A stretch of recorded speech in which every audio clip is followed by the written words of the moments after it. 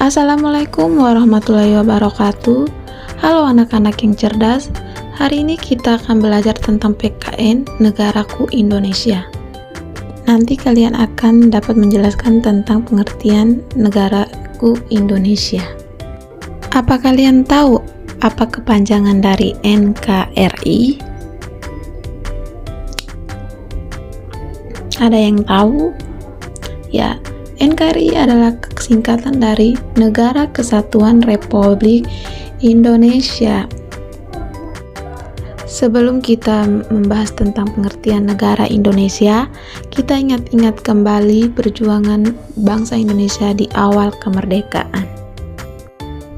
Kita mengingat kembali detik-detik proklamasi kemerdekaan Indonesia. Apa kalian ingat pada tanggal berapa Indonesia merdeka?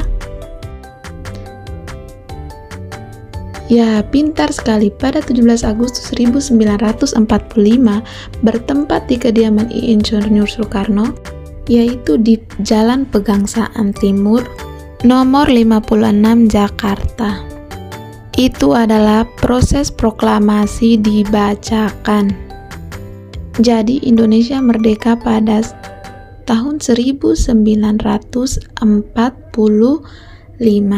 Teks proklamasi dibacakan oleh Insinyur Soekarno dengan didampingi oleh Dr. Andes Muhammad Hatta, tepat pada pukul 10 waktu Indonesia Barat. Setelah proses pembacaan teks proklamasi, setelah itu pengibaran bendera merah putih. Bendera ini dijahit oleh Ibu Fatmawati yang tidak lain adalah istri dari Bung Karno. Pengibar bendera merah putih pertama kali SK Trimutri dan Latifendraningrat yang dibantu oleh Suhut. Jadi bendera merah putih pertama kali dikibarkan pada tanggal 17 Agustus 1945.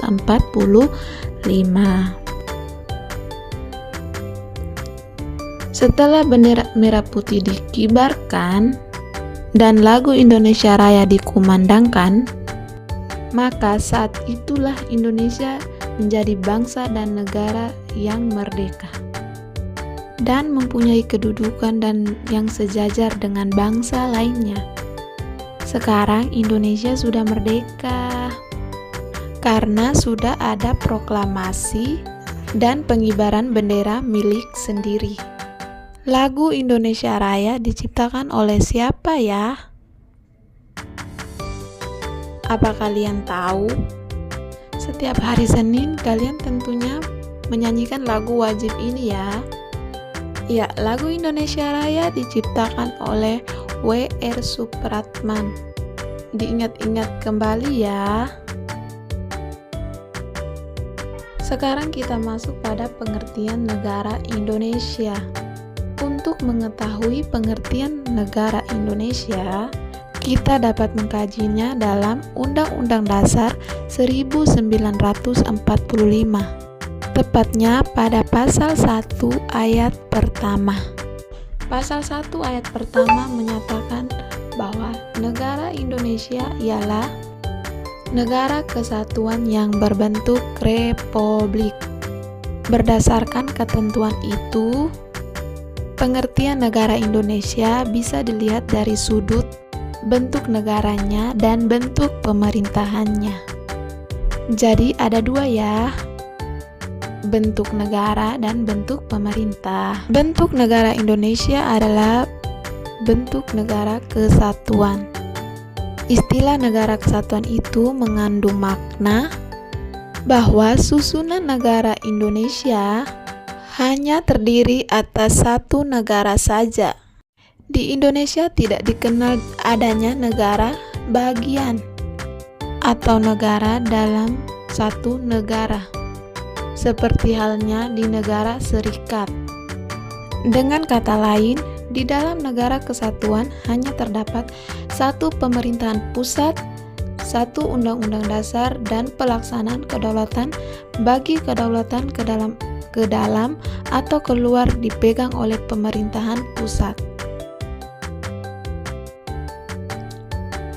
Oleh karena itu, daerah-daerah administratif yang terdiri atas provinsi dan kabupaten atau kota tidak memiliki kedaulatan sendiri. Jadi, kabupaten tidak mempunyai kebijakan sendiri. Provinsi juga tidak mempunyai kebijakan sendiri.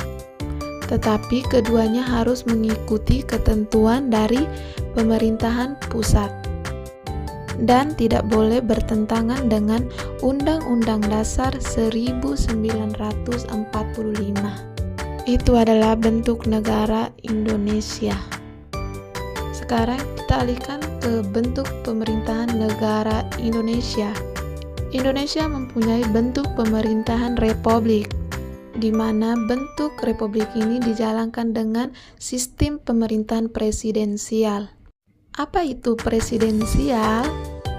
Dengan bentuk pemerintahan itu berarti negara Indonesia dipimpin oleh seorang presiden yang berkedudukan sebagai kepala negara dan kepala pemerintah. Seperti kita ketahui, bentuk pemerintahan di negara dunia itu bentuknya berbeda-beda. Ada yang kerajaan, kemudian ada yang kesultanan, ada yang monarki, tetapi Indonesia menganut sistem pemerintahan presidensial. Kekuasaan presiden di Indonesia tidak tak terbatas. Artinya, ada kekuatan lain yang mengontrol presiden, yaitu kekuatan Undang-Undang Dasar 1945. Jadi, presiden tidak bisa melaksanakan kebijakan sendiri. Presiden tidak bisa melakukan sesuatu sesuai dengan kehendaknya sendiri, tetapi semuanya dikontrol oleh Undang-Undang Dasar 1945. Dengan demikian, Indonesia itu berbentuk republik konstitusional. Cukup dulu ya pelajaran kita hari ini. Thank you.